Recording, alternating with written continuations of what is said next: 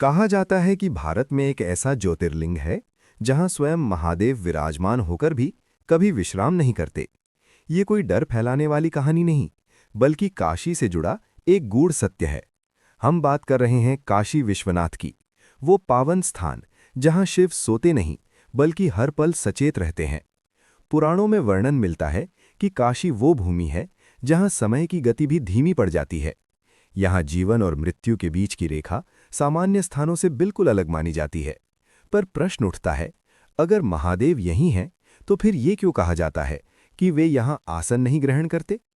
इस विश्वास की जड़ जुड़ी है मृत्यु और मुक्ति से। गरुड़ पुराण और स्कंद पुराण के अनुसार काशी में देह त्यागने वाली आत्मा यमराज के अधिकार से मुक्त हो जाती है, क्योंकि कहा जाता है कि यहाँ स्वयं महादेव आत्मा के कान में तारक मंत्र का उपदेश करते हैं, और जब शिव स्वयं मोक्ष प्रदान करें तो मृत्यु के देवता भी मौन रह जाते हैं। मान्यता है कि काशी में हर क्षण कोई ना कोई प्राणी अपने जीवन की अंतिम सांस ले रहा होता है। इसलिए शिव यहाँ राजा की तरह बैठने के बजाय मार्गदर्शक की भूमिका निभाते हैं। वे खड़े रहते हैं, जागते रहते हैं, ताकि कोई आत्मा मुक्ति के लिए प्रतीक्षा में न रहे।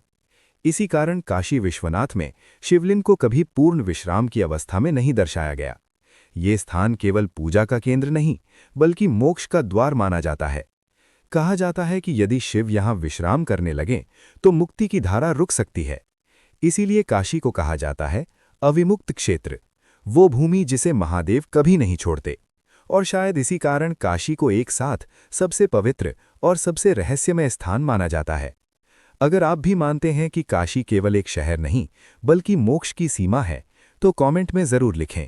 हर हर महादेव।